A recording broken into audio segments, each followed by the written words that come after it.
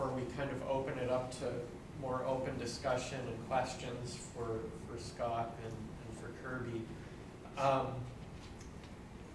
Back in, I think it was starting around May, June, is when I was starting to meet with Mormons locally, active members of the church in Minnesota, and starting to have conversations about what marriage means to gay and lesbian couples and why it's important, and to really kind of discuss and engage around the questions that people have in regard to their faith.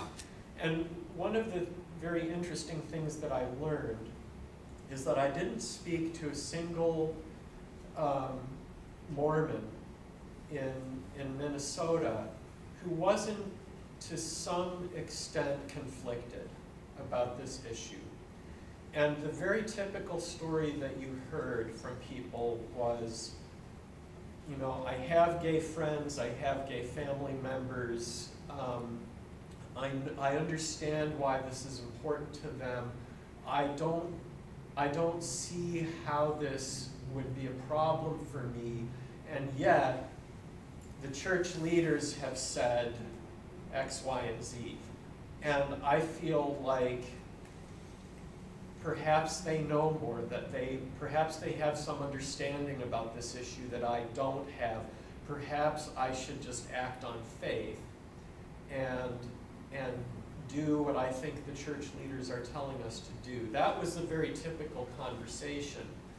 I also had conversations with Mormons who had kind of crossed that line and who had become very pro-marriage equality.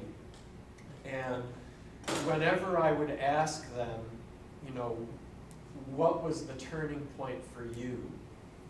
What caused your understanding to shift or to change around this? And without exception, every single person responded to me, Proposition 8. That is what changed this for me. And there was a brother in my ward who told me a story about how he had actually been living in California when Proposition 8 was on the ballot. He didn't like it. He felt that it was wrong, but he voted for it because he was acting out of faith. He thought the church leaders must have some understanding that I don't have. And he was convinced that he would get a confirmation that this is the right thing to do after he voted for it. You know, that principle that we act in faith and then we get the confirmation and the understanding about why that was important. And what he said is that he voted for it, and afterwards he just felt sick. He felt that he had violated his conscience, he had done something wrong, and he had never really understood why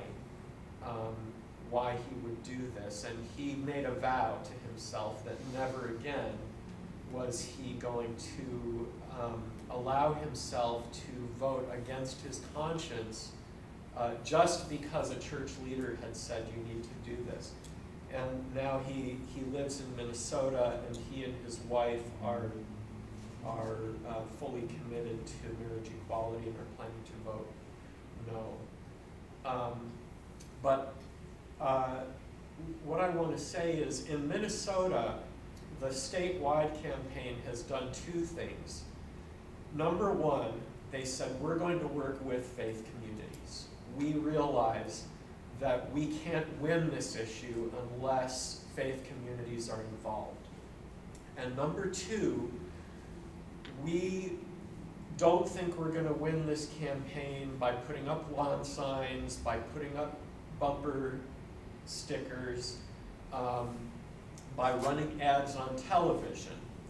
We're going to win this campaign when individuals talk to other individuals, and when they talk about the things that concern them, and when they relate their support for marriage equality to their profound convictions, which include religious convictions. And so they have organized within different faith communities communities to have people of faith talking to other people of faith. And so my involvement in the campaign has really focused around talking to Mormons in Minnesota and encouraging Mormons to talk to other Mormons about these difficult issues. And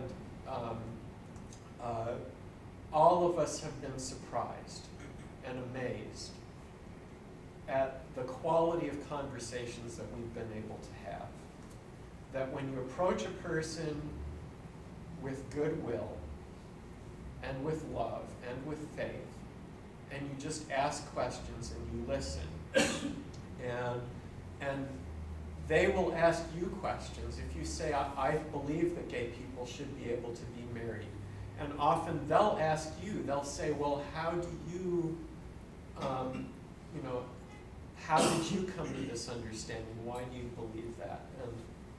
And we've had some remarkable conversations, and I'm very encouraged. And one thing that I can say is that as a result of these efforts that I've engaged in with members of my ward, I feel that I have a ward that is much more supporting of me as a gay man. And I feel like the quality of our life as a community of faith, as a ward in the Church of Jesus Christ of Latter-day Saints, is of higher quality. And there is greater love, there's greater understanding. And we may not reach a complete state of agreement, and the leadership in the ward may feel, well, we still have to hold this position because this is what the church teaches, but we are creating an environment of greater compassion. So this campaign has actually been an opportunity to improve the quality of our life as a church. So I think that these referenda are actually blessings in disguise.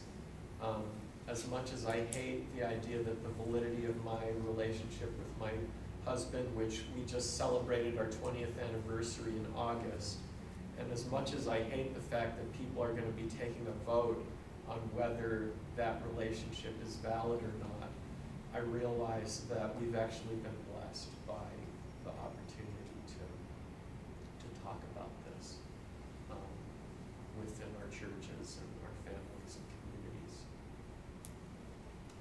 So on that